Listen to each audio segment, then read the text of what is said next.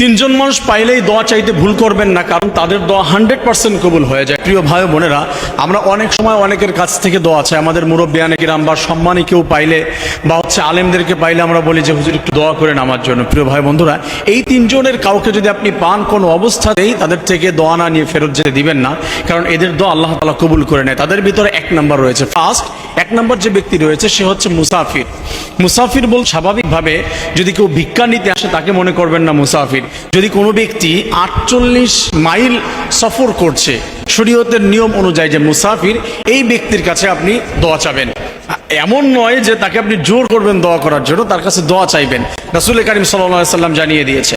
রাসূলুল্লাহ সাল্লাল্লাহু আলাইহি ওয়াসাল্লাম বলেছেন, তিন ব্যক্তির দোয়া আল্লাহ রাব্বুল আলামিন ফিরিয়ে দেয় না। তার মধ্যে এক নাম্বার হলো যারা মুসাফির অবস্থায় থাকে, সফর করে, সেই সময় আল্লাহ রাব্বুল আলামিনের কাছে যা কিছু বলে আল্লাহ রাব্বুল আলামিন তাদের দোয়া সঙ্গে সঙ্গে কবুল করে নেয়। এই জন্য ওই ব্যক্তিকে পেলে আপনি মুসাফিরকে যদি পান, কোনো অবস্থাতে তার কাছ থেকে দোয়া চাইবেন, তারপরে হচ্ছে তাকে বিদায় দিবেন। আমার প্রিয় ভাই বোনেরা, 2 নম্বরে যার কাছ থেকে আমরা দোয়া চাবো সেটি হচ্ছে যদি কোনো মাজলুম ব্যক্তি থাকে।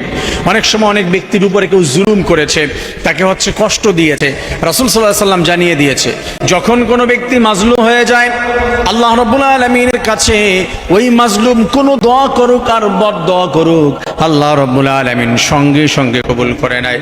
যদি কোনো ব্যক্তিকে দেখি মানুষ তার প্রতি জুলুম করেছে, অত্যাচার করেছে, ঠকিয়েছে, ওই ব্যক্তির কাছে আমি তাকে সান্ত্বনা দিব, ভালোবাসা দিব, তার ক্ষতিপূরণ দেওয়ার চেষ্টা করবো, আর বলবো ভাই আপনি আল্লাহর তার কাছে দোয়া করেন এবং আমার জন্য একটু দোয়া করেন। আমার প্রিয় ভাই বন্ধুরা, এদের কাছে দোয়া করলে আল্লাহ রাব্বুল আলামিন ফিরিয়ে দিতে পারে না।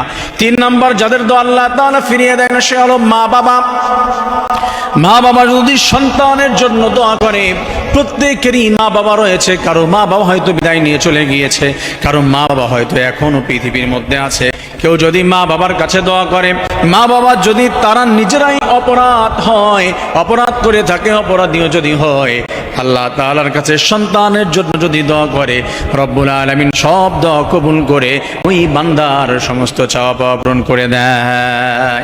আমার প্রিয় ভাই বোনেরা, এই জন্য ফার্স্ট হচ্ছে মুসাফির ব্যক্তি, সেকেন্ড হচ্ছে যে ব্যক্তি মাজলুম, থার্ড মা বাবা। এদেরকে আমরা পেলে দোয়া নেওয়ার চেষ্টা করব। আমার প্রিয় ভাই বন্ধুরা, আমরা নিজেদের জন্য নিজেরা দোয়া করতে পারি, বাট অনেক সময় এমন হয় যে কেউ যদি কারোর জন্য দোয়া করে সেটা আল্লাহ তাআলা অ্যাকসেপ্ট করে অনেক সহজ। এই জন্য আমরা তাদের থেকে দোয়া নেওয়ার চেষ্টা করবো। রব্বুল আলামিন সবাইকে কবুল করেন, আমিন।